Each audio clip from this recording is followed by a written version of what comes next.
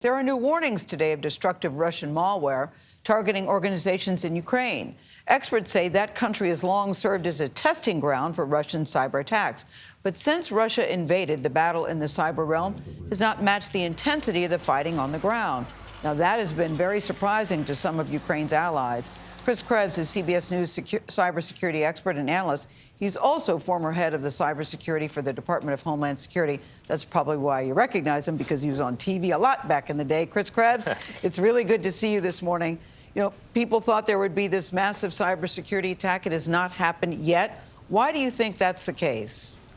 Well, good morning, and thanks for having me on. Yeah, I think the folks I've talked to, my own opinion, it is somewhat surprising that we did not see more activity in the preparatory stages of the Russian invasion. And that's frankly where cyber attacks are most useful. It's in the gray zone. It's before you have actual kinetic troops on the ground. In part, it may have been, and this is the opinion of others, and I tend to share it, is that the Russian strategy was based on speed, and they depended on Ukrainians to surrender. And so attacking infrastructure, bringing it down, and then having to rebuild it would not have been in the strategic interest of the Russians. And so, you know, perhaps they miscalculated here. But what it has allowed is, given the fact that the telecommunications networks are up, the Ukrainians have been able to really own the information space, and they own the narratives. The iconic images of the last 4 or 5 days all belong to the Ukrainians, and certainly not the Russians. Chris, can you talk about what the Russians are capable of when it comes to cyber attacks and the damage that that could cause and would cause? Well, the Russians are very capable. They've launched a number of attacks in Ukraine previously, 2015 and 2016. They took down the electrical grid. 2017, they launched a destructive global attack known as NotPetya that caused $200 to $300 billion in damage. So they are quite capable. They also host and provide safe harbor to cyber criminals, ransomware gangs. And so as I think we look forward, the potential is continued espionage campaigns against global governments, but as well as perhaps enabling ransomware actors to go after American businesses and Western businesses.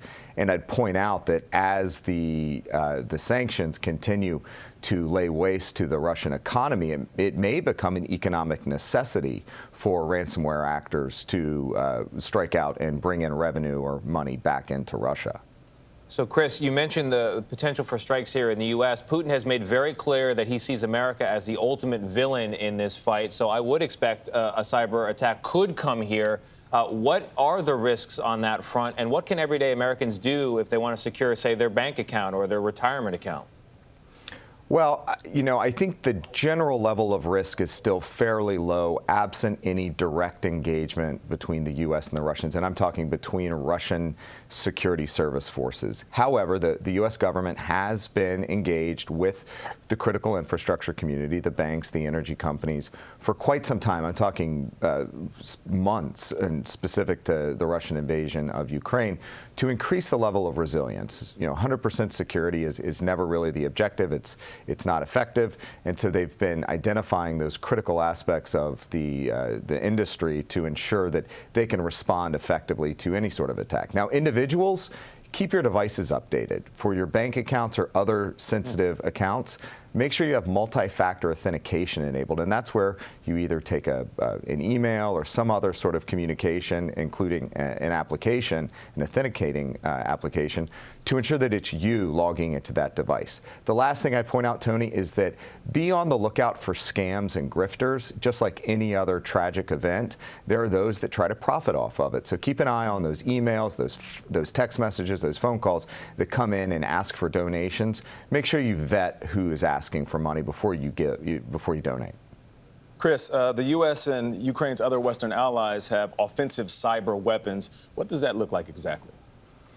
Well, the U.S. and a number of our European allies are as good, if not better, than anyone else out there. So I think what you would be seeing probably right now is activities to ensure that the Russians cannot launch offensive cyber action. So it's more playing offense for better defense. So going after their servers and command and control infrastructure, as it's known, to ensure that they can't launch anything here, kind of putting sand in their gears to make it harder to operate. Also looking at some of the disinformation operations that the Russians may be using to launder their narratives and push their propaganda to make sure that those don't get out of Russia and taint the airwaves.